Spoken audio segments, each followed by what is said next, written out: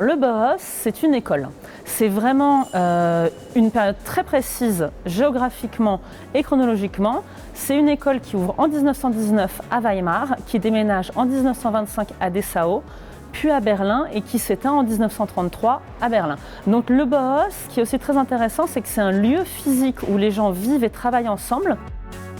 L'expérimentation, la créativité qui sont au Bauhaus sont tellement fortes que forcément, même si l'école ferme en 1933, tous les gens qui ont participé ont encore en eux cette émulation, cette volonté de créer. C'est ça qui permet à l'esprit du Bauhaus de se diffuser, c'est la façon dont chaque membre du Bauhaus va à son tour transmettre l'esprit à ses collaborateurs, à ses élèves, soit de façon très littérale, soit de façon beaucoup plus diffuse.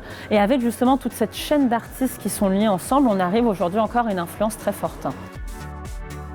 Si le Bauhaus suscite autant d'intérêt chez beaucoup de créateurs, c'est qu'il s'est évertué à mettre en avant cette idée de l'art total, l'œuvre d'art total, ce qui est aujourd'hui aussi un des fondamentaux de la mode notamment. Les deux aspects du Bauhaus sont représentés. Cet aspect le plus connu, ou celui qu'on admet le plus souvent, le côté hygiéniste, propre, blanc, grands espaces, impeccables, on le retrouve dans une certaine école de mode.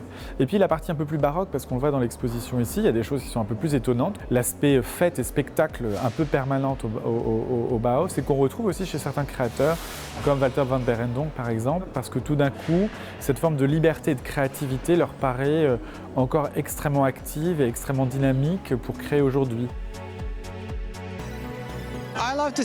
J'aime penser que les femmes du Bauhaus avaient un esprit punk et aussi un esprit révolutionnaire. Elles étaient très puissantes.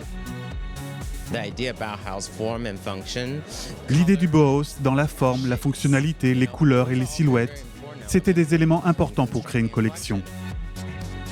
On retrouve l'influence de Joseph Albers et de sa femme Annie, issue du Bauhaus, dans la maille et les textiles notamment.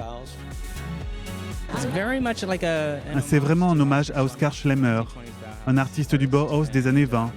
C'est une interprétation libre de quelques-uns de ses concepts pour ballet, mais mélangée à mon style sportif, BCBG et prépi américain.